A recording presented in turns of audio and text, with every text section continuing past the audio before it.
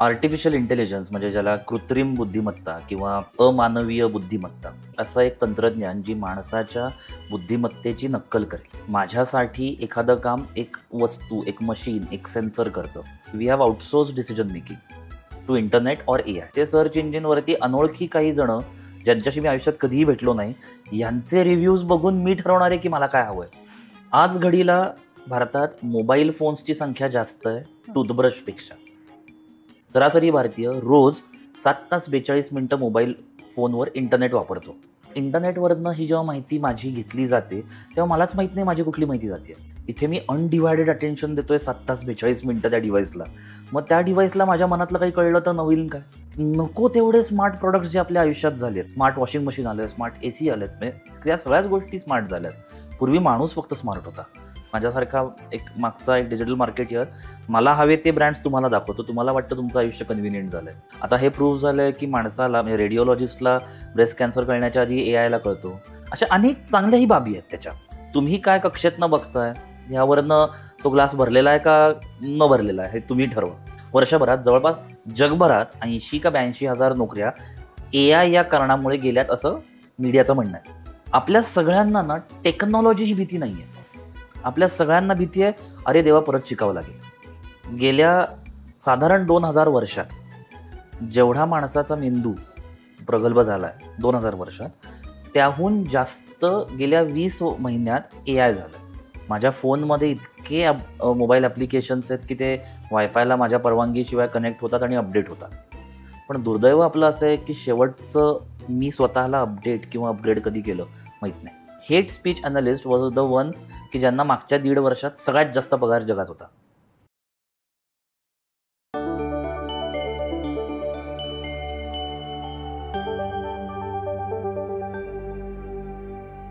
नमस्कार.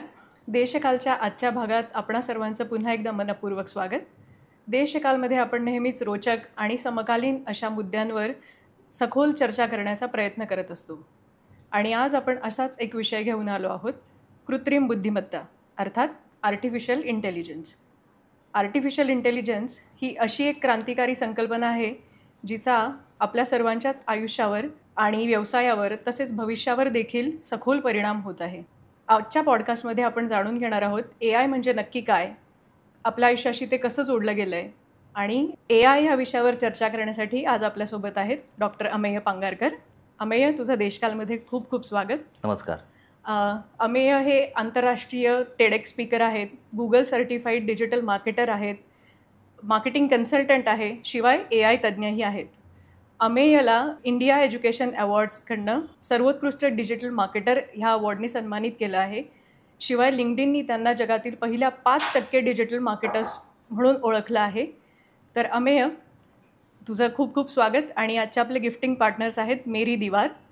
मेरी दीवार हे वॉल डेकॉसमधील सुप्रसिद्ध ब्रँड आहे. ते विविध थीम्सवर वॉल फ्रेम्समध्ये डील करतात आणि त्यांनी तुझ्यासाठी पाठवली आहे सुंदर अशी फ्रेम. अरे वा वा, मस्त. चला तर आजच्या चर्चेला सुरुवात करूया. अमेय, मला सांग की AI आर्टिफिशियल इंटेलिजन्स म्हणजे नक्की काय? सगळ्यात पहिल्यांदा सगळ्यांना नमस्कार आणि तुम्ही मला बोलवलं त्याबद्दल तुमच्या सगळ्यांचे मनापासून आभार. आर्टिफिशियल इंटेलिजन्स म्हणजे ज्याला कृत्रिम बुद्धिमत्ता किंवा मी एक नवीन शब्द त्याला वापरतो की अमानवीय बुद्धिमत्ता, याची मुळात जर डेफिनेशन बघितलं तर ती अशी आहे की असं एक तंत्रज्ञान जी माणसाच्या बुद्धिमत्तेची नक्कल करेल. आणि आजच तसं नाही, बऱ्याच वर्षांपासून असं काहीतरी आपल्याबरोबर हे आहे की मी जे काही करू पाहतो, मी जे काही विचार करू पाहतो, हे माझ्यासाठीच जर कोणी केलं तर. म्हणजे अगदी आपण साधं उदाहरण घेऊयात. काही वर्षांपूर्वी मी जर बाहेर कुठेही असेल तर माझा फोन वापरायचा असेल तर मला ब्राईटनेस वाढवावा लागायचा. आज तो करावा लागत नाही मला. माझ्या फोनला काही गोष्टी सेन्स होतात आणि तो आपोआप हा निर्णय माझ्यासाठी घेतो. अजून दुसरं उदाहरण घ्यायचं झालं तर आपण फास्टॅग सारखी सिस्टीम बघितली आहे की जिथे माझ्यासाठी एखादं काम एक वस्तू, एक मशीन, एक सेन्सर करतं. अजून वेगवेगळी उदाहरणं घ्यायची झाली तर आपल्यासाठी गुगल मॅपसारखं उदाहरण आहे की मी इथून मला तिथे जायचं आहे तर तो फक्त मला नकाशा दाखवत नाही तर मला हेही सांगतो की किती वेळ लागेल. मी समजा एखाद्या ई-कॉमर्सवर काही घेत असीन, तर मी फक्त शर्ट हा शब्द टाकला, की मला कसा आवडतो शर्ट, माझा रंग, मला कुठल्या रंगाचे शर्ट्स चांगले दिसतील, असे अनेक निर्णय माझ्यासाठी एक तंत्रज्ञानच घेतं. आणि ते निर्णय घेतला असताना ते तंत्रज्ञान माझा विचार जास्त करतं. मी आजवर काय-काय केलं आहे? मी काय पद्धतीचा आज विचार करत असीन? आत्ता या क्षणी एखादी गोष्ट करताना माझा मूड काय आहे? आज काय तारीख आहे? तेव्हा माझ्याकडे खर्च करायला किती पैसे असतील? अशा अनेक गोष्टींचे निर्णय अ, माझ्यासाठी घेतले जातात आणि त्याच्यासाठी मला कौतुक वाटतं. हे जे काही सगळं तंत्रज्ञान आहे, माझ्यासाठी म्हणजे कस्टमाइज्ड, पर्सनलाइज्ड आणि डिसिजन मेकिंग हे करणारं, मग रिकमेंडेशन्स देणारं, हे मुळात तंत्रज्ञानाला आपण आर्टिफिशियल इंटेलिजन्स किंवा कृत्रिम बुद्धिमत्ता किंवा मानवीय बुद्धिमत्ता हा कदाचित मला तो जास्त जरा बरा शब्द वाटतो आहे. कारण कृत्रिम बुद्धिमत्ता हा शब्द वापरत असताना तो जो कृत्रिम शब्द आहे, यात मला कुठेही माणसाचा कनेक्ट दिसत नाही. पण अमानवीय म्हणजे मी नाही, पण कोणीतरी पण माझ्यासाठी हा थोडा त्यातला जो फील आहे, तो शब्द त्यामुळे मला जरा जास्त बरा वाटतो. पण अर्थात याचे कंगोरे खूप वेगवेगळे आहेत. ते कांद्यासारखं तुम्ही जितकं काढाल तितकं आत वेगवेगळे दिसत जातील लेयर्स आणि शेवटी कदाचित असं दिसेल की अरे आत काही नव्हतंच. तर असे अनेक कंगोरे आहेत आपल्या रोजच्या आयुष्यात. अनेक गोष्टी आहेत ज्या आपल्याला आता या AI वरनं चालल्यात. पण गंमत म्हणजे हे सगळं थोडंसं ना मी त्या अल्लादीनच्या चिरागसारखं मी म्हणतो, की यातला AI वेगवेगळ्या बाजू आहेत. कदाचित आपण कुठल्यातरी दुसऱ्या उत्तरात मी त्याचं अजून बोलीन त्याच्याबद्दल. पण त्यातली जी जनरेटिव्ह AI जी आत्ता खूप प्रचलित गोष्ट आहे, AI टूल्स म्हणून मग GPT सारखी अजून टूल्स असतील किंवा वेगवेगळे असतील. हे अल्लादीनच्या चिरागसारखं आहे, की मी एखादी गोष्ट माझ्या मनात आली, मी त्यात मागितली आणि माझी चटकन झाली. अशी एक बाजू आहे. एक प्रेडिक्टिव्ह AI नावाची एक बाजू आहे, ज्याच्यात माझ्यासाठी काही गोष्टी प्रेडिक्ट केल्या जातात. मी मगाशी Google मॅपचं उदाहरण दिलं. मग ह्याच्या पलीकडे जाऊन अजून एक वेगळाच प्रकार आहे रेकमेंडेशन्स नावाचे. म्हणजे मला हवं असेल त्याच्यासाठी मला निर्णय घेताना मदत करणारे. आणि मग आता अजून उद्याच्या काळात एजंटिक AI आणि अजून बाकी गोष्टी येतील. पण सर्वसामान्यासाठी मी जे काही करू पाहतोय, मी जे काही करतोय रोजच्या आयुष्यात, त्या प्रत्येक गोष्टीमध्ये माझा विचार करून मला मदत करणारं तंत्रज्ञान. अच्छा, अमेय, तू आत्ता म्हणालास की तुला रेकमेंडेशन्स AI देतं किंवा निर्णय तू त्याच्या सल्ल्याने घेऊ शकतोस. पण इव्हेंच्युअली असं होऊ शकतं का की आपण आपली निर्णय क्षमताच गमावून बसू किंवा AIच आपल्यासाठी निर्णय घेऊ शकतो? गमावली आहेच आहे. मी फ्युचर टेन्सबद्दल बोलतच नाही आहे. हे झालं आहे. मी याच्यावरती माझा एक टेड टॉक आहे की we have outsource decision making to internet or AI. उदाहरणादाखल जर बोलायचं झालं तर समजा मी तुम्हाला आत्ता विचारलं की मी या परिसरात बऱ्याच दिवसांनी आलो आहे, मी रात्री डिनरला कुठे जाऊ? तर जरी माहिती असलं एखादं ठिकाण तुम्हाला, तरी तुम्ही चटकन एखाद्या फूड डिलिव्हरी ॲप बघणार आहात आणि त्याच्यावरनं ठरवणार आहात की रेटिंग्स किती आहेत आणि मग मला ते सांगणार आहात. मग हे डिसिजन मेकिंग मी करतच नाही आहे. किंवा मला काहीही जरी शोधायचं असेल, कुठलीही गोष्ट विकत घ्यायची असेल, तर मी एका सर्च इंजिनवर जाणार आहे. मग त्या सर्च इंजिनवरती मी शोधणार आहे. ते सर्च इंजिनवरती अनोळखी काही जणं, ज्यांच्याशी मी आयुष्यात कधीही भेटलो नाही, यांचे रिव्ह्यूज बघून मी ठरवणार आहे की मला काय हवं आहे. सो हे आपल्या पर्चेस पॅटर्नमधला हा एक खूप मोठा भाग झालेलाच आहे. होईल हा भागच नाही. आता ह्याचा वेग इतका वाढला आहे किंवा ह्या सगळ्याचा परिणाम इतका मोठा होतोय की अगदी छोट्या छोट्या गोष्टींमध्ये त्यातली कन्व्हिनियन्सची बाजू खूप छान आहे, त्याच्यात काहीच डाऊट नाही. पण तुम्ही जो मुद्दा मांडलात की ह्याच्यामुळे माझी निर्णय क्षमता कमी होतीये का, तर हो, त्याचं उत्तर होच आहे आणि ती झालीच आहे. होईल ह्याच्याहून जास्त किती मी त्याच्या आहारी जातो त्याच्यावरही आहे. पण अर्थातच आपली निर्णय क्षमता आपण आता घेतच नाही होत निर्णय. अच्छा, तू आता ही छोटी छोटी जी उदाहरणं दिली की मी फूड डिलिव्हरी ॲपवर जाते आणि रेकमेंडेशन घेते, तर AI ह्याच्या पलीकडे आहे की AI फक्त एवढंच, म्हणजे AI हे क्षेत्र किती मोठं आहे आणि काय नक्की त्याचा पसारा व्याप किती आहे? मोठा. आपण मी मुद्दाहून काही आकडे म्हणून देतो आणि मग मी या प्रश्नाच्या उत्तराकडे येतो. आज घडीला भारतात मोबाईल फोन्सची संख्या जास्त आहे टूथब्रशपेक्षा. 1-2 सेकंद आपण जास्त वेळ देऊयात धक्का पचवायला. पण आज घडीला भारतात मोबाईल फोन्सची संख्या जास्त आहे टूथब्रशपेक्षा. म्हणजे काय महत्त्वाचं आहे आपल्याला कळतं. दुसरा धक्कादायक आकडा, सरासरी भारतीय, मी सामान्य भारतीय म्हणत नाही, ॲव्हरेज इंडियन, सरासरी भारतीय रोज 7 तास 42 मिनटं मोबाईल फोनवर इंटरनेट वापरतो. हा आकडा किती मोठा आहे, तर सरासरी भारतीय रोज 7 तास 4 मिनटं झोपतो. म्हणजे मी जितका झोपत नाही त्याच्याहून जास्त मी मोबाईलवर इंटरनेटवर आहे. आता 1 GB मी कन्झ्युम केलं इंटरनेट, 1 GB, की जवळपास 5 ते 6% माझी माहिती मी इंटरनेटला देतो. म्हणजे 1 GB माझं कन्झम्पशन झालं की 50 ते 60 MB माझी माहिती ही इंटरनेटला दिली जाते. आता गंमत काय, की समजा ही मी बाटली आत्ता इथे उचलली आणि तुम्हाला दिली, तर मला कळालं आहे, तुम्हाला कळालं आहे आणि इथे असलेल्या सगळ्यांना कळालं, कारण मी कॉन्शियसली दिली. पण इंटरनेटवरनं ही जेव्हा माहिती माझी घेतली जाते तेव्हा मलाच माहीत नाही माझी कुठली माहिती जाते आहे. मलाच कळत नाही आहे की माझी कुठली माहिती रेडिएट होती आहे.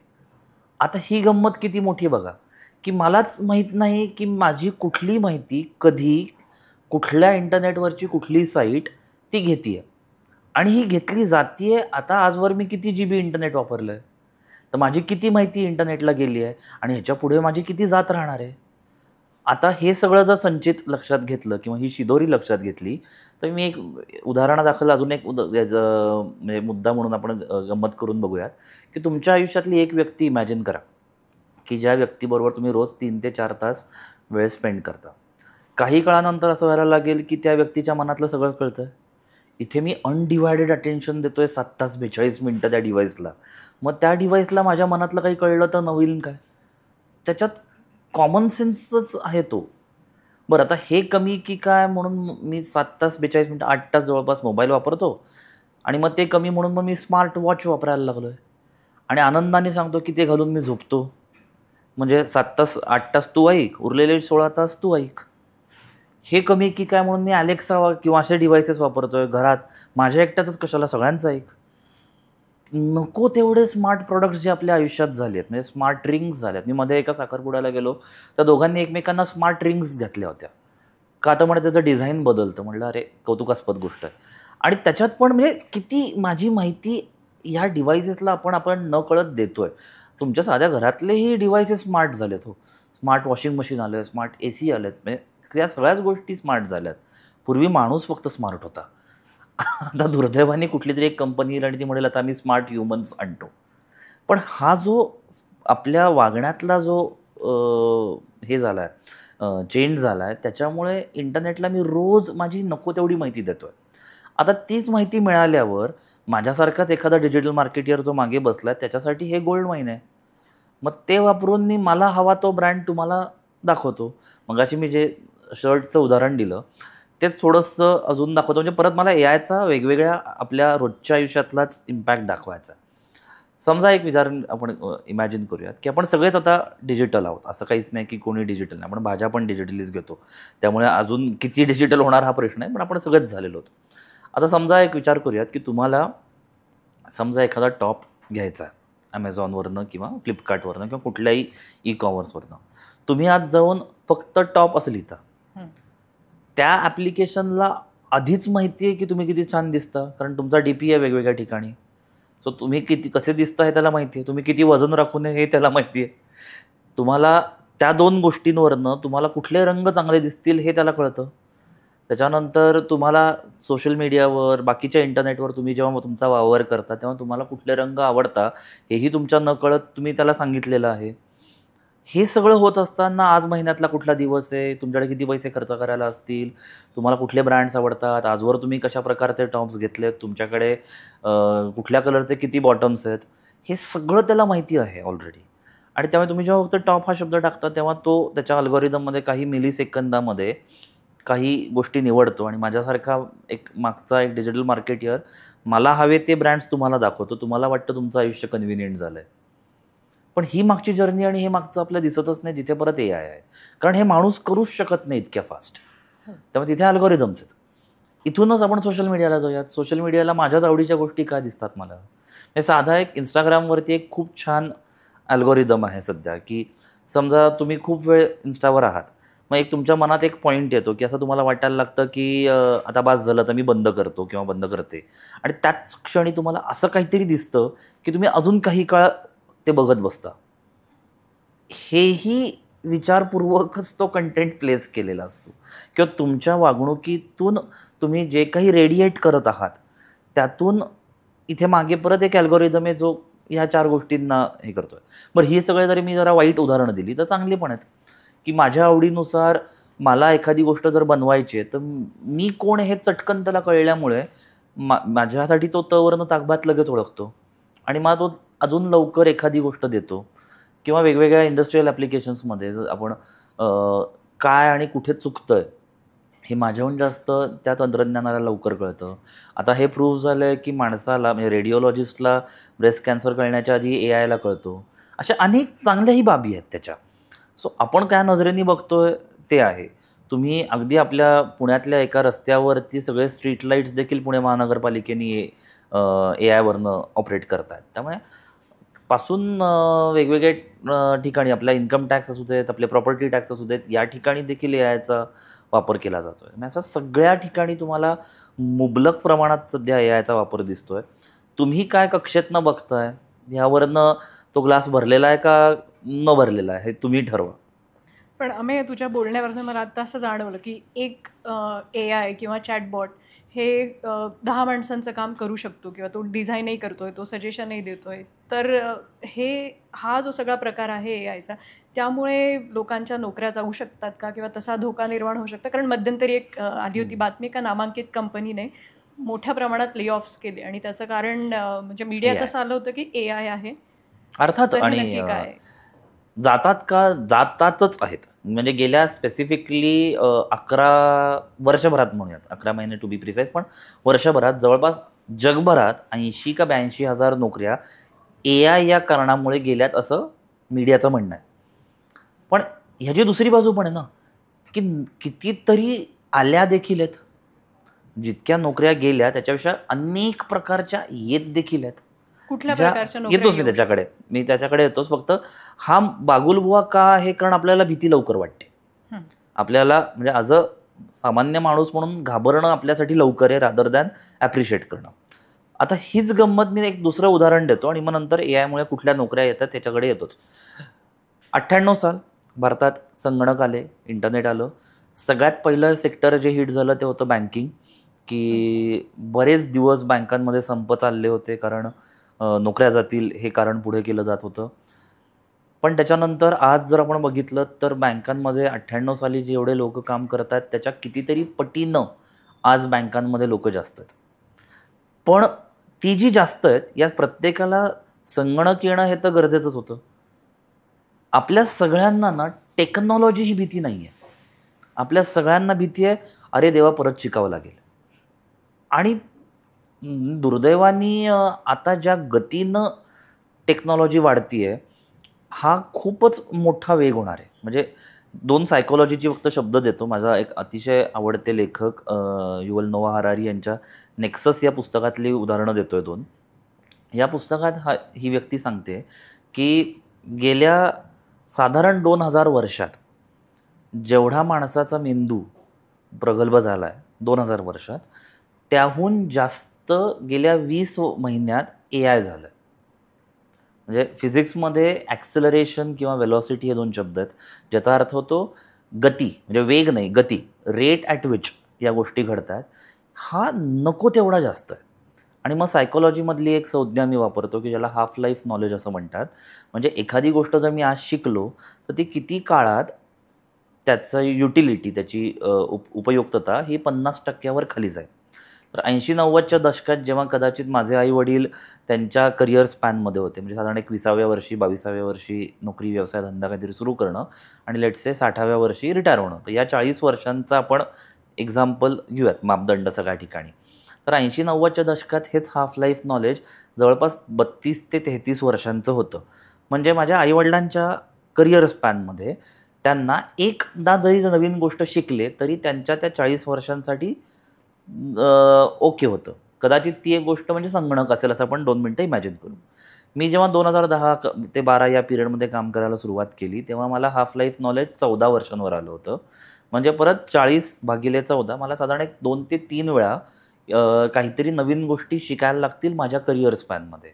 पण 2025मध्ये हेच हाफ लाईफ नॉलेज 1.5 वर्षांवर आलं आहे. म्हणजे आता जी काही माझी करिअर स्पॅन उरली आहे किंवा आता जी लोक त्यांचा नोकरी व्यवसाय धंदा सुरू करू पाहत आहेत आणि 40 वर्ष आपण जर करिअर स्पॅन धरला तर त्यात त्यांना 16 ते 17 वेळा नवनवीन गोष्टी शिकाव्या लागतील. म्हणजे अनलर्न, रिलर्न, अपडेट, अपग्रेड असं करावं लागेल, जे कदाचित माझ्या आईवडिलांच्या केसमध्ये एकदा करावं लागत होतं. ही गती इतकी वाढली आहे. पण आता गंमत कशी आहे ना, की माझा एखादा नवीन फोन बाजारात आला तर आपण रात्रभर लाईनीत उभे राहू तो फोन अपग्रेड करायला. माझ्या फोनमध्ये इतके मोबाईल ॲप्लिकेशन्स आहेत की ते वायफायला माझ्या परवानगीशिवाय कनेक्ट होतात आणि अपडेट होतात. पण दुर्दैव आपलं असं आहे की शेवटचं मी स्वतःला अपडेट किंवा अपग्रेड कधी केलं माहीत नाही. आणि हे ती भीती आहे की अरे देवा परत शिकावं लागेल, अरे देवा परत अपग्रेड करावं लागेल. आणि ती भीती असल्या कारणाने तो बागुलबुवा मोठा झाला आहे. आणि तो जर तो आत्ताच एवढा मोठा झाला आहे तर टेक इट फ्रॉम मी की दर 1.5 वर्षांनी तो आता परत होत राहणार आहे, दर 1.5 वर्षांनी होत राहणार आहे. त्यामुळे शिक्षक असू देत किंवा पालक असू देत या दोघांसाठी ही गोष्ट खूप गरजेची आहे की त्यांनी ॲडॅप्टेबल होणं पहिल्यांदा गरजेचं आहे. कारण ते झाले तर त्यांना बघत जी पुढची पिढी घडती आहे ती मंडळी अपग्रेड होतील. म्हणजे मी आज उपहासाने हे म्हणतो की तुम्हाला कदाचित 27 किंवा 29चा पाढा नाही आला तरी 72, पण पहिल्यांदा ॲडॅप्टेबल व्हा. कारण नाहीतर जगूच शकणार नाही आहात तुम्ही. कारण ही जी गाडी मी अतिशय उदार मनाने सांगतोय की आज 2025मध्ये ऑगस्टमध्ये हाफ लाईफ नॉलेज हे 1.5 वर्षांचं आहे आणि पुढचे 40 वर्ष हे 1.5 वर्ष राहील असं मी ॲझम्पशन आहे माझं. पण गेल्या 40 वर्षात हे 31 वर्षांवरनं 1.5 वर्षावर आलं. आता हाच ट्रेंड बघितला तर ते काही दिवसांवर पण गेले. मग मला किती सतत अपडेट अपग्रेड होत राहावं लागणार आहे. आणि आपण एक जे आहे ना आयुष्यात की आता माझं शिक्षण संपलं, आता मला नको शिकूच काहीतरी, ही जी वृत्ती आहे ना ह्याला हे घातक आहे. आणि म्हणून तो सगळा बागुलबुवा. आता जो तुमचा प्रश्न होता की ए आयमुळे कुठल्या नवीन नोकरी म्हणूयात किंवा संधी येतात. आता एक साधं उदाहरण देऊयात. हेट स्पीच ॲनालिस्ट नावाचं एक जॉब डिस्क्रिप्शन हे गेल्या काही वर्षांपूर्वी माहिती नव्हतं आपल्याला. पण hate speech analyst was the ones की ज्यांना मागच्या 1.5 वर्षात सगळ्यात जास्त पगार जगात होता. काय त्या नोकरीचं स्वरूप आहे आणि वेगवेगळ्या पोर्टल्सवरती शिव्या काय आणि चांगलं काय हे ओळखणं. आणि ह्याच्यासाठी दुर्दैव की लिंग्विस्टिक PhD वाल्यांना रिक्रूट केलं जात होतं. म्हणजे ज्या गोष्टीसाठी 5वी ते 6वीमध्ये मी आई वडील आणि शिक्षकांचे फटके खाल्ले शिवाय देऊ नकोस म्हणून, ते गेल्या 18 महिन्यात सगळ्यात जास्त पगार घेत होते. ही नोकरीची संधी ही जगातच माहीत नव्हती. किंवा आत्ता 2025 मे ते जून या 2 महिन्यांमध्ये जगातला हायेस्ट पेड जॉब होता की a person who can decipher between AI and non AI. म्हणजे एखादी गोष्ट बघितल्यावर हे AI आहे का नॉन AI आहे हे ओळखणाऱ्या लोकांना मे जून मागचे यामध्ये सगळ्यात जास्त जगात पगार होते. आता असे परत एक म्हणजे US मधला आहे पण आपण सगळंच तिकडचं आपण घेतो म्हणून 2030पर्यंत जवळपास 97 कोटी नवीन अशा नोकरींचे पर्याय, नोकऱ्याने म्हणते नोकरींचे ऑप्शन्स जगात येणार आहेत असं एक प्रिडिक्शन आहे. पण अर्थात त्या सगळ्यांना AI येणं हे गरजेचंच आहे. सो जितक्या जात आहेत त्याच्यापेक्षा कैक जास्त प्रमाणात येत देखील आहेत. आपण ती देखील बाजू आपल्याला माहिती असू देत. हे म्हणत असताना माझं अजिबात असं म्हणणं नाही की हे वास्तव्य नाही. हेही तितक्या झपाट्याने आणि खूप जास्त जोरात नोकऱ्या जात आहेत. पण AI हे त्याचं एक प्रमुख कारण आहे. पण त्याचबरोबर टेरिफ्स आणि बाकीची 1000 कारणंही आपण लक्षात घेऊयात. आणि त्याच्याही पलीकडे जाऊन टेक्नॉलॉजीचा स्पीड किंवा टेक्नॉलॉजी ज्या ॲक्सेलरेशननी किंवा ज्या वेलॉसिटीनी वाढती आहे ते रादर जास्त मेन कारण आहे या सगळ्याच्या मागे. तू जे व्हेलॉसिटीबद्दल म्हटलंस म्हणजे एक लेमॅननी जर असा विचार केला की कुठल्या गोष्टींसाठी आपण AI वापरावा आणि कुठल्या गोष्टीसाठी वापरू नये जेणेकरून ह्याचा स्पीड कमी व्हावा. आणि भारतासारख्या देशात आपण जे आता AI मिशन आहे किंवा भारतीय सरकार ह्या गोष्टींसाठी अजून काही प्रयत्न करत आहे का? पहिल्यांदा ती शेवटच्या प्रश्नाचं उत्तर देतो. तर अतिशय खूप कमाल गोष्टी इंडियन गव्हर्नमेंट करत आहे. मी 3च उदाहरणं देतो. आत्ता म्हणजे मागच्या आठवड्यातच भारतात AI ऑलिम्पियाड झालं आणि त्याच्यात जी टीम जिंकली यांनी मागच्याच आठवड्यात वर्ल्ड AI ऑलिम्पियाडमध्ये 3रा नंबर घेतला. सो हेही भारत सरकारचंच कौतुक आहे की अशा गोष्टीही चालल्या आहेत. दुर्दैव परत आहे की या चांगल्या ज्याला पॉझिटिव्ह मीडियाला आपल्याला स्कोप मिळत नाही आहे माहिती आहे, त्यातलीच ही बाजू. हे येतच नाही. आज घडीला जितके AI टूल्स आहेत त्याच्या जवळपास मी म्हणेन खूप छोट्या प्रमाणात पण जवळपास हजारो AI टूल्स भारतातही बनलेत. म्हणजे साधं काऊ GPT नावाचं AI टूल नागपूरमध्ये बनलं आहे. पण नाहीच मिळत. किंवा फसल नावाचं एक शेतकऱ्यांसाठीचं AI टूल आपल्या भारतात बनलं आहे, जे जगभरातले शेतकरी सध्या वापरतात. फसल नावाचं हे माहीत नाही.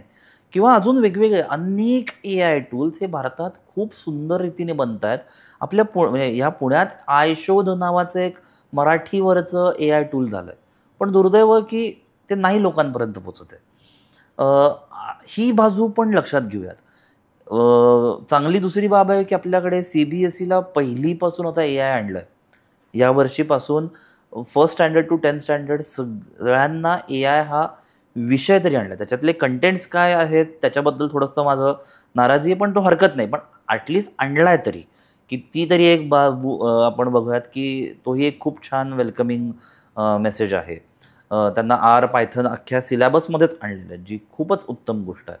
आपल्याकडे वेगवेगळ्या स्तरांवर म्हणजे गव्हर्नमेंटमधल्या वेगवेगळ्या स्तरांमध्ये AIचा ज्या रीतीने ॲक्सेप्टन्स वाढला आहे तेही खूप सुंदर आहे. म्हणजे आत्ता महाराष्ट्रातलं सरकार आल्यावर त्यांनी सगळ्या वेगवेगळ्या गव्हर्नमेंट ऑफिसेसमध्ये महाराष्ट्रातल्या सांगितलं होतं की पहिल्या 100 दिवसात त्या सरकारच्या की तुम्हाला काही ना काहीतरी AI करायचं आहे.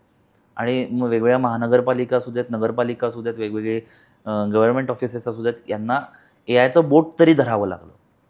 सो ही खूपच छान कमाल जमेची बाजू. दुसरी जी मधली जी बाजू असेल की मी काय करायचं आहे ॲज अन इंडिव्हिज्युअल, तर मला रोज ह्याबद्दल अपडेट आणि अपग्रेड होत राहणं याला पर्यायच नाही आहे. आणि AI वापरकर्ते आणि AI प्रोग्रॅमर्स हे 2 खूप वेगळे आहेत. मला AI वापरायचं आहे, मला AI बनवायचं नाहीच आहे. आणि कुठलाही माणूस जो मोबाईल वापरू शकतो तो AI वापरू शकतो, हा विश्वास आपण लक्षात घेऊयात. नाही पटत ते सगळ्यांना हे मला कळू शकतं. मला सांगा की तुम्हाला WhatsApp कोणी बसून शिकवलं? YouTube? गेल्या बाजारात Google Pay तरी शिकवलं कोणी? नाही. आज घडीला जगातले जे काही अवघड मोबाईल ॲप्लिकेशन्स आहेत म्हणजे प्रोग्रॅमिंग पॉईंट ऑफ व्ह्यूनी त्यात हे 3 अतिशय वरच्या स्थानावर असतील. पण मला कधी फरक पडला का? ही ती गंमत आहे. कारण आजकाल ही सगळी टेक्नॉलॉजी ही इतकी युजर इंट्युटिव्ह झाली आहे की ती वापरताना त्याच्या मागे काय हे मला माहिती असण्याची गरजच नाही. आपण सगळ्यांना AI वापरकर्ते व्हायचं. बनवणारे फार कमी असतील हे मला मान्य आहे. काही जण असतील आपले आत्ताचे श्रोते की ज्यांना AIचा म्हणजे वापरकर्त्यांपेक्षा त्यांना प्रोग्रॅमिंगमध्ये जायचं आहे, तर त्यांच्यासाठी वेगळा पर्याय आहेच आहे. पण बाकी सगळेजण जे आहेत, जसं आपण डिजिटल ॲक्सेप्ट केलं एक इकोसिस्टीम म्हणून आणि आपण सगळीकडे आता डिजिटल वापरायला लागलो, तसं तितक्या लवकरच आपल्याला AI हे आता असणार आहे. आणि जसं इंटरनेट हा कसा कॅनव्हास झाला, आता कुठलीही गोष्ट आज आपण जी काय करतो त्या इंटरनेटचं बोट धरून आहे, तसं उद्याच्या काळात किंवा रादर आजच्याही काळात AI हा तसा तेवढा मोठा कॅनव्हास आहे. AI काय एक छोटंसं सॉफ्टवेअर किंवा एक छोटंसं काहीतरी टेक्नॉलॉजी न राहता हे तसं सर्वव्यापक जर बघितलं तर त्याची व्याप्ती ॲटलिस्ट इमॅजिन तरी होईल की आता ह्याच्यापुढे मी जे काही करणार आहे त्याचा बेस हे AI असणार आहे. जसं इंटरनेट काही काळापूर्वी आपल्यासाठी होतं. त्यामुळे तितक्या लवकर ते मान्य करणं, तितक्या लवकर ते ॲक्सेप्ट करणं आणि तितक्या लवकर त्याचं बोट धरणं. म्हणजे आता साधी गोष्ट आपण घेऊयात की जर आता आजच्या काळात जर हे असं असणार आहे हे जर मला मान्य असेल तर मला खरंच कौतुक वाटतं की काही जणं असं असतात, नाही तुम्ही हे वापरूच नका. तर हेही चुकीचं आहे. कारण उद्या आजच्याही काळात जी लोक नोकऱ्या करतायत, व्यवसाय करतायत, त्यांनाही कदाचित हे वाक्य पटेल की प्रत्येक ठिकाणी सांगितलंच जाते की AI वापरा. प्रत्येक ठिकाणी सांगितलं जातं कारण त्याची प्रोडक्टिव्हिटी चांगली आहे, ते माणसासारखं चुकत नाही. सो हे जर मला आलंच नाही तर मी मागे पडीन. जसं एक 5-6 वर्षापूर्वी जर कोणी मला म्हणलं असतं की मला मायक्रोसॉफ्ट एक्सेल येतं, तर त्याच्याकडे आपण सगळ्यांनीच असं करून बघितलं असतं, अरे वा he is a prize position. आज बघू का आपण? नाही, कारण ते आता खूप कॉमन झालं आहे. सेम गोष्ट आज AI बद्दल आहे. पण इतक्या लवकर हे सगळं वाढतं की मी जितक्या लवकर हे शिकीन, मी जितक्या लवकर हे आत्मसात करीन आणि हे केल्यानंतर माझा सत्सद्विवेक जागृत ठेवून मग मी ठरवीन की मला कुठे हे वापरायचं आहे, कुठे नाही वापरायचं आहे. जो कदाचित तुमचा पहिला प्रश्न होता की मग कधी आणि कुठे हे वापरायचं. तर हे परत लक्षात घेऊयात की आपण एक बेल कर्व जर तुम्ही इमॅजिन केलं साधा, तर त्यातला जो पहिले जे 10% मध्ये 80% शेवटचे 10% नॉर्मल डिस्ट्रीब्युशन. तर त्यातलं जो पहिलं जे 10% आहे, जिथे आज मला काय करायचं हे ठरवायचं, ज्याला आपण प्रॉम्प्ट इंजिनिअरिंग म्हणूयात, तिथे मला माणसंच लागणार आहेत आयुष्यभर. कुठलीही प्रोसेस असताना काय करू, कसं करू हे ठरवणार, थोडंसं स्ट्रॅटेजिक काम. त्याच्यानंतर जे मेन ॲक्च्युली एक्झिक्युशन आहे कामाचं, हे सगळं जे 80% मधलं आहे, हे सगळं AI करू शकेल. आणि मग परत शेवटचे जे 10% आहेत की जिथे आलेल्यातनं निवडणं किंवा त्यावर एडिट करणं किंवा त्यावरच माझे संस्कार करणं आणि माझ्यानुसार ते आउटपुट काढणं, या 2 ठिकाणी माणसंच लागणार आहेत. एक उदाहरण देतो मी, म्हणजे मला हे काय म्हणायचे पहिले आणि शेवटचे जरा नीट कळतील. समजा आपण एक कुठला तरी एक विषय घेऊयात आणि मी सांगितलं तुम्हाला किंवा कोणालाही की या विषयावरती मला प्रेझेंटेशन बनवून दे. तर सर्वसामान्यपणे एक 1.5-2 तास माणूस घेऊ शकतो साधारण, आणि म्हणू शकतो की इन ॲब्सेन्स ऑफ AI म्हणतं 1-2 तास मला साधारण लागतील. मला कॅल्क्युलेशनला सोपं पडेल म्हणून मी 100 मिनटं धरतो. ओके, आता मी एखाद्या AI टूलला सांगितलं की याच विषयावरचं प्रेझेंटेशन बनवून दे, तर ते 1 मिनिटातही देईल. आता बरेच जण हा 1 मिनिटं विरुद्ध 100 मिनटं ही कंपॅरिझन करतात आणि म्हणतात हे बघा 99 मिनटं माझे वाचले, AI कसं छान आहे. आणि मग त्या 1 मिनिटाने दिलेलं प्रेझेंटेशन इतकं बेसिक असतं किंवा इतकं जेनरिक असतं की मग तुम्ही त्याला शिव्या घालायला लागतात. आणि मग काही जण असतात नाही मग मी हे वापरणार नाही, खूप बेसिक आहे. और काही जण चांगले असतात किंवा विद्यार्थी दशेतले किंवा अमॅच्युअर्स असतात, त्यांना ते 1 मिनिटात आलेलं आउटपुट इतकं छान वाटतं की हेच फायनल आउटपुट आहे. आता ह्या दोन्ही गोष्टी चुकीच्या आहेत. मग वापरायचं कसं, की मी पहिले 10 मिनटं विचार करतो की मला काय हवं आहे, मला त्या प्रेझेंटेशनमध्ये काय हवं आहे, कुठल्या स्लाईडवर काय ठेवायचं आहे, किती स्लाईडचं करायचं आहे, कुठल्या भाषेत करायचं आहे, माझा त्याच्यामागचा विचार काय आहे, मला AIने कुठून कुठून डेटा शोधून माहिती काढून हवी आहे. आणि हे 10 मिनटं विचार करून मी समजा त्याचा एक प्रॉम्प्ट दिला, तो मी 10 मिनटं माणूस म्हणून तिथे वेळ इन्व्हेस्ट केला, इन्व्हेस्ट केला. 1 मिनटं जो लागणार आहे तोच लागणार आहे. आणि आलेलं आउटपुट जे आहे हे याला फायनल आउटपुट न मानता मी जर त्याला फर्स्ट ड्राफ्ट मानला आणि तो एडिट करत राहिलो किंवा मी माझे त्याच्यावर संस्कार करत राहिलो, म्हणजे माझ्यानुसार ते एडिट करत राहण्यासाठी समजा मी अजून 20 मिनटं तिथे खर्च केली. सो आधीचे 10 मिनटं, नंतरची 20 मिनटं, 30 मिनटं आणि तो मधला एक्झिक्युशनचा 1 मिनटं, असे 31 मिनटं विरुद्ध 100 मिनटं असं बघितलं तरी पण 59 मिनटांचा वेळ वाचणारच आहे. पण तेही मला करायचं नाही आता. सो परत तो जो बेल कर्व जो तुम्ही म्हणताय, ह्याच बेल कर्वला आपण उलटा फ्लॅटन्ड कर्व म्हणूयात, की आधी मी माणूस काम करतोय, मग सगळं AI ज्याच्यात मला काहीच वेळ लागत नाही आहे. सो उलटा त्रिकोण इमॅजिन करा. सो आधी मला माणसं लागणार आहेत, मध्ये AIसाठी जे काय सगळं काम जे 80% लागायचं ते सगळं काम आता AI करणार आहे आणि परत शेवटी मला माणूस लागणार आहे. सो माणसं या 2 ठिकाणी आयुष्यभर लागत राहतील कुठल्याही प्रोसेसमध्ये. आत्ता आपण काम करण्यात जास्त होतो, विचारात आणि नंतर त्याच्या संस्करणमध्ये कमी होतो. तिथे उलट आता जास्त वाढतील, म्हणजे मेंदूचा वापर जास्त वाढेल. तेव्हा मला बऱ्याच जण जेव्हा म्हणतात की आम्ही आता काय डिझायनर आहोत, मी हे एडिटर आहे, मी असा आहे तसा आहे, ह्या एका टूलमुळे माझं काम कमी होईल, आता मला काय जॉबलेस होईल. मी उलट म्हणतो की तुमचं उलट नको तेवढं वाढणार आहे. कारण तुम्हाला या 2 ठिकाणी जिथे तुम्ही जे विचार करू शकाल, तुमची म्हणून जी क्रिएटिव्हिटी आहे ती त्याच्याकडे नाही आहे आणि ती कधीच येऊ शकत नाही. मुळात AI क्रिएटिव्ह आहे ह्याच्यावरच माझं विरोध आहे या वाक्यालाच. त्यामुळे त्या 2 गोष्टींमध्ये माणूस कायमच लागणार आहे. हे तर तू जे म्हटलात माणूस लागणार आहे किंवा AIनी वेळ वाचतो, क्रिएटिव्ह आहे, पण ह्याची दुसरी बाजू मला अशी जाणवते, म्हणजे correct me if I am wrong, की माणूस हा टेक्नॉलॉजीच्या आहारी जाण्याचा धोका आहे. किंवा आता मी मध्ये एक संज्ञा ऐकली होती, टेक्नो स्ट्रेस. तर ह्याच्यावर तुझं काय म्हणणं आहे? आहोतच आपण. आणि मग फक्त टेक्नॉलॉजीच कशाला, आपण कुठलीही अशी गोष्ट जी माझी वेळ वाचवते ती मला आवडतेच. साधं आपण लक्षात घेऊयात की आपण बाय बर्थ किंवा बाय डिझाईन आपण आळशी आहोत. सो जिथे कुठे, आणि आपणच का, टेक्नॉलॉजी पण तशीच आहे. म्हणजे परत मी व्होल्टेज ही एक संज्ञा, मी इलेक्ट्रिकल इंजिनिअर असल्यामुळे कदाचित इंजिनिअरिंगची 2-3 उदाहरणं जास्त येतील. जिथे पाणी पण धरा, वरती हाईटला आहे, खाली आहे, त्याला खाली यायला काहीही ताकद लागत नाही, ते आपोआप पडतं. पण खालनं वर जायला त्याला मला इलेक्ट्रिसिटीचा पंप लागतो. व्होल्टेज पण तसंच आहे की हायर पोटेन्शियलवरनं लोअर पोटेन्शियलला ते लवकर येतं, उलटकडे जायला मला त्रास आहे.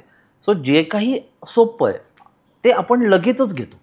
म्हणजे साधं आयुष्यात आपण लिफ्ट आल्यानंतर जिने वापरणं बंद केलं, हे जसंच आहे तसंच हे आहे, याच्यात काही नवीन काही नाही. पण मी परत नाही लिफ्टचंच उदाहरण द्यायचं झालं तर मी जन्म झाल्या दिवशी पहिल्याच दिवशी लिफ्ट नाही करत ना. मी पहिल्यांदा रांगतो, धडपडतो, मग चालायला शिकतो, मग पळायला शिकतो, मग मी पायऱ्या चढायला शिकतो. मग कुठेतरी एक दिवस माझ्या आयुष्यात लिफ्ट येते. पण मग ती लिफ्ट वापरतो. पण कधीतरी मग ती लिफ्ट बंद असेल तरी पण मला पायऱ्या चढता येतातच ना. ह्याच्या बाबतीत हे झालं की अच्छा प्रेझेंटेशन मग मी त्याच्यातच करणार. मग एखादा दिवस ते जर टूल बंद आहे तर मग मला काहीच करता येत नाही. हे नाही झालं पाहिजे. म्हणजे टेक्नॉलॉजीचा आहारी जाणं बरोबर आहे का, तर हा प्रश्नच विचारणं चुकीचं आहे. कारण मी इंटरनेटशिवाय आता जगूच शकत नाही. आणि मी चांगल्या अर्थी हे वाक्य म्हणतोय. कारण त्यांनी माझं आयुष्य इतकं सुलभ केलं आहे की त्याच्याशिवाय मला तर काही दिसतच नाही. मग हे असताना मी माझी ओरिजिनॅलिटी गमवावी का? तर नाही ना. मी काहीतरी आहे. हे शेवटी हे टूल आहे ना. आणि गंमत म्हणून AI जेव्हा किंवा AIची ही जेव्हा टूल्स किंवा जनरेटिव्ह AI जेव्हा कधी आलं, तेव्हा त्याला संज्ञा खूप सुंदर आहे की ते कोबॉट्स आहेत, ते रोबॉट्स नाही आहेत. COBOT ते कोबॉटिक ऑपरेशन आहे. म्हणजे माणूस आणि टेक्नॉलॉजीचं कोलॅबरेटिव्ह ऑपरेशन आहे. पण आपण त्यातला माणूसच घालून टाकला आहे. ते चुकीचं आहे. ते मला काहीतरी सपोर्ट करतं. म्हणजे एक उदाहरण घेऊयात. आपण टूल हा शब्द वापरतो या सगळ्यात. हातोडा हे टूल आहे. हातोडा स्वतः खिळाने न ठोकू शकत. मी ड्रायव्हिंग फोर्स असतो, मी तो उचलतो आणि मी तो खिळा ठोकतो. मी तो हातानेही ठोकू शकतो पण लागेल मला. म्हणून मी मदत घेतो त्या एका टूलची, जेणेकरून मला हवंय ते काम ते नीट करतं. हातोडा नाही सांगत की मी डोक्यात घालू का खिळा ठोकू. सेम वे हे टूल आहे. ही सगळी ही माझे मदतनीस आहेत. मला पर्याय नाही आहेत. आणि मग AI मधलं एक खूपच छान वाक्य आहे की गार्बेज इन गार्बेज आउट. तुम्ही त्याला जे काही खाद्य द्याल त्यावरच ते प्रोसेस करणार आहे. तुम्ही जर त्याला गार्बेज दिलं तर ते शेवटी कचराच बाहेर आणेल. तुम्ही त्याला चांगलं काहीतरी दिलं तर ते चांगलं संस्करण करेल. सो AI तुम्हाला रिप्लेस करणारच नाही आहे कधीच. पण ही गंमत ही लक्षात घेऊयात की दुसरा एक माणूस की ज्याला AI येतं आणि तो माझ्या क्षेत्रातला आहे, तो मला रिप्लेस करेल ना. मग त्याच्या आधी मीच शिकतो, त्याच्या आधी मीच वापरतो. सो टेक्नो स्ट्रेस पण खरं आहे. म्हणजे मी अजिबात डिनाय करत नाही की ते असं काही नाहीच आहे, हे आहे. पण मला तो बॅलन्स सांभाळता येत नाही आहे की कधी हे वापरू कधी ते वापरू. म्हणून ते झालं rather than explosion of technology. ते आयुष्यभर, कारण ही माणसाची गरजच आहे. आपण बाय डिझाईन आळशी होतो. मग तू माइंडफुल यूज ऑफ AI किंवा AI हे विवेकी पद्धतीने कसं वापरावं ह्याबद्दल तू जिथे आमच्या गरज नाही श्रोत्यांना तिथे काही वापरूच सांगू नका शकशील? ना. म्हणजे जिथे गरज नाही तिथे अजिबातच वापरू नका. म्हणजे फॉर इन्स्टन्स म्हणजे मी माझे उदाहरण देतो. हे असंच करा किंवा न करा हे सांगण्याची इतकी माझी काय पातळी नाही. पण जी गोष्ट मला जमते ही गोष्ट मी AIला का देऊ? जी माझी स्ट्रेंथ नाही तिथे मी ते वापरणं हे मला पटतं. पण जे गोष्ट मला आवडते, म्हणजे मी माझ्या कंपनीतलं उदाहरण देतो. आम्ही basically marketing consultancy, AI consultancy करतो. एक 18 जणांची माझी टीम आहे.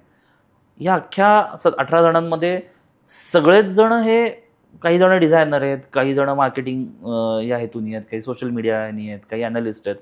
पण आमच्याकडे बाय डिझाईन आधीपासून कोणीच HR पॉईंट ऑफ व्ह्यूचं नव्हतं किंवा कोणीच अकाउंट्स या पॉईंट ऑफ व्ह्यूचं नव्हतं. मग आधी आम्ही ते काम आउटसोर्स करायचो की कोणाकडनं तरी काही फ्रीलान्सर्सकडनं आम्ही ते काम करून घ्यायचो जेव्हा कधी ती गरज पडायची. आता गेले जवळपास माझ्या अंदाजाने 15-16 महिने झाले आम्ही तिथे AI टूल्स वापरतो. म्हणजे माझ्या ऑफिसमधल्या प्रत्येकाचं जॉब डिस्क्रिप्शन ते सॅलरीज ते लिव्ह ॲक्सेप्टन्स ते त्यांचं TDS या सगळ्याच गोष्टी AI टूल्स करतो. पण हे मला मदतनीस आहे. पण मी उद्या त्याला मी जे काम करतो, समजा माझ्याकडे एक सोशल मीडिया डिझाईन करणारी जी व्यक्ती आहे, त्याला मी म्हणतो की तुला रिसर्च करायचा आहे, जी तुझी स्ट्रेंथ नाही तिथे तू AI वापर ना. पण तू जर उद्या येऊन मला म्हणलास की मला डिझाईन करायला AI वापरायचं आहे, तर मी म्हणतो मग मी त्यालाच ठेवतो, तुला का ठेवू? सो जे तुमची कोर स्ट्रेंथ आहे, जे तुमचं म्हणजे स्वतःचा स्वची ओळख जे आपण म्हणतो किंवा कोहम, हे तेच आहे. जर मला मी कोण आहे, माझ्या आवडीनिवडी काय आहेत किंवा मला काय जमतं हे जर माहिती असेल तर ते मीच करावं. बाकीचं जे ग्रंट वर्क आहे जे मला करावं लागतं, जिथे माझा हातखंडा नाही तिथे AI वापरायला काहीच प्रॉब्लेम नाही मला. पण आता होतंय काय की प्रत्येक ठिकाणीच AI वापरा. आणि आत्ता तरीही मी म्हणेन आपण जनरेटिव्ह AIमध्ये आहोत. येत्या काही काळात आपण प्रेडिक्टिव्ह एआय स्टेजला गेल्यावर हे अजून भीषण होणार आहे, कारण आपण प्रत्येक गोष्टीचा निर्णय एआयला विचारून घेणार आहोत. हे प्रेडिक्टिव्ह एआय म्हणजे नक्की काय आहे? फॉर इन्स्टन्स आता गुगल मॅपचं मगाशी मी उदाहरण दिलं की मला समजा इथून अमुक एका ठिकाणी जायचं आहे, तर मला तो फक्त रस्ता दाखवत नाही, ते प्रेडिक्ट करतं की मला किती वेळ लागेल. सो माझ्यासाठी एखादी गोष्ट प्रेडिक्ट करणं. मी दुसरं एक उदाहरण देतो, अतिशय इंटरेस्टिंग आणि खरं उदाहरण आहे. आपण आता प्रत्येक गोष्ट स्मार्ट मगाशी बोलत होतो, तर इमॅजिन करा की स्मार्ट टूथब्रश आलेत. तर समजा मी सकाळी ब्रश करतोय स्मार्ट टूथब्रशनी, त्याला कळालं की माझ्या कुठल्या तरी एका दातात कॅव्हिटी आहे, त्याने डिटेक्ट केलं. प्रेडिक्टिव्ह एआय काय करेल की त्याचा जे काय स्कॅन केलेला रिपोर्ट हा माझ्या डेंटिस्टला तेच पाठवेल. ते स्मार्ट जे काही डिव्हाइस आहे ते, अर्थात इंटरनेट आणि IoT बेस्ड आहे, ते पाठवेल. डेंटिस्ट परत त्याच्या फोनवर किंवा काहीतरी तेव्हाच्या कुठल्या तरी एका डिव्हाइसवरती त्या नोटिफिकेशनवर बघेल. त्याला वाटलं की समजा त्या माणसाला की, किंवा कदाचित तिथेही एआय असेल की त्याला वाटलं त्या इंटरफेसला की हे फार जरा घातक आहे, ते माझ्या अलेक्सा गोष्टीशी कम्युनिकेट करेल. माझं कॅलेंडर त्याला दिसेल, त्याला कळेल की त्या डेंटिस्टच्या ऑफिसच्या जवळनं लेट्स से 9:30 ते 10 या वेळात मी जाणार आहे. त्यावेळी त्या डेंटिस्टची लेट्स से 9:45 वाजताची 15 मिनिटांची वेळ मोकळी आहे. ते आपोआप अपॉइंटमेंट बुक करेल. काही काळाने मी माझं सगळं आवरून लेट्स से ब्रेकफास्ट करायला, कॉफीचा पहिला किंवा बिस्किट पहिल्यांदा खायला सुरुवात करीन, तेव्हा मला फोन येईल ॲक्च्युअल माणसाचा की अरे खाऊ नकोस, तुझी 9:45ची अपॉइंटमेंट आहे माझ्याकडे, तू येतोयस ना. आणि तो वेळा मला कळेल की का, काय काय झालं. नाही, तुमच्या स्मार्ट ब्रशने सांगितलं की तुमच्या दातात कॅव्हिटी डेव्हलप झाली आहे. Predictive AI. हे भारतात आता प्रेडिक्टिव्ह एआयची वेग- फेज आली आहे, येऊ वेगवेगळ्या मी गुगल मॅप आपण वापरतोच ना, किंवा ते प्रेडिक्टिव्ह यायचं, किंवा अशा अजून बऱ्याच ठिकाणी आपण प्रेडिक्शन्स वापरतोच. माझं म्हणणं आहे की आता मी कदाचित तो धक्कादायक आकडा आहे, पण आय एम होपिंग की पुढच्या 16 महिने पण खूप झाले and we all are in predictive AI. आता ही स्टेज भन्नाट असणार आहे, कारण आत्ता फक्त आपण जनरेट करतोय गोष्टी, विल बी प्रेडिक्टिंग ऑल्सो. आणि मग ते काय, एकदा ते झाल्यावर तर आपल्याकडे ते तुफानच असतं ना. मग मला एखादी मुलगी हो म्हणेल का नाही, इथपासून ते आज पेपरमध्ये कुठले प्रश्न विचारले जातील, असं सगळ्याच गोष्टी मी प्रेडिक्ट करायला लावणार. ते कितपत करेल हे एफिशियन्सी फारच नंतरची गोष्ट आहे. पण हे आपण एक 15-16 महिन्यात आपल्याला सगळ्यांना सर्रास दिसेल की अशा अनेक गोष्टी आपल्या आजूबाजूला घडतात. अच्छा, आता मी अगदी शेवटच्या प्रश्नाकडे येते की एआय वापरताना आपल्या श्रोत्यांना तू महत्त्वाचे पण साधे असे काही नियम सांगशील? काळजी या पॉईंटनी काळजी किंवा त्यांनी लक्षात ठेवावे असे. सगळ्यात पहिलं की हे लक्षात ठेवूयात की मी हे का वापरतोय. मी एखादं टूल किंवा एखादं ठिकाणी एआय हे का वापरतोय, त्याचं उत्तर कधीही आळस हे नसावं. काहीतरी नवीन एक्सप्लोअर करायला काहीच हरकत नाही, किंवा मी एक काहीतरी करतोय, एआय काय करतंय बघूयात, एक वेगळं परसेप्शन म्हणून काहीच हरकत नाही. पण अरे माझा काही नाही रे, काहीतरी असं होऊन जाऊ देत ना, ते केलं ना, ते येईल ना, चांगलं येतं, समोरच्याला तरी काय कळतं एआयने केलं का मी केलं, हे त्याच्यामागचं रिझन नसावं मी ते वापरण्याचं. हे सगळ्यात पहिलं. दुसरं, सायबर सिक्युरिटी नावाची गोष्ट आपण खूप महत्त्वाची आज आहे आणि ती या काळात अजून वाढणार आहे. तर त्यावेळी हे लक्षात घेऊयात की ते एखादं टूल वापरताना मी माझी किती माहिती याला देतोय आणि त्याचा मला काय नंतर त्रास होऊ शकणार आहेत हेही लक्षात असू देत. तिसरं मी म्हणेन की खरंच त्या एआय टूलमधून जे काही मला मिळणार आहे हे याला प्लीज आज नाही, अजून 10 वर्षांनी देखील फायनल आउटपुट म्हणण्याची चूक करू नका. ते कायम पहिला ड्राफ्ट देईल आणि म्हणून ते मला एडिट करावंच लागणार आहे. तर ती तयारीही राहू द्यात. ते कधीच फायनल आउटपुट देणार नाही. चौथं मी म्हणेन की आधी कुठलंही टूल वापरायच्या आधी ठरवा मला त्यातनं काय हवं आहे, ज्याला प्रॉम्प्ट इंजिनिअरिंग हा शब्द आहे. आणि अतिशय म्हणजे आजकाल तर सगळे एआय टूल्सला मी मराठीतलं पण प्रॉम्प्ट देऊ शकतो. म्हणजे असं काही भाषा हा आता काही फार मोठा मुद्दा राहिलेला नाही आहे.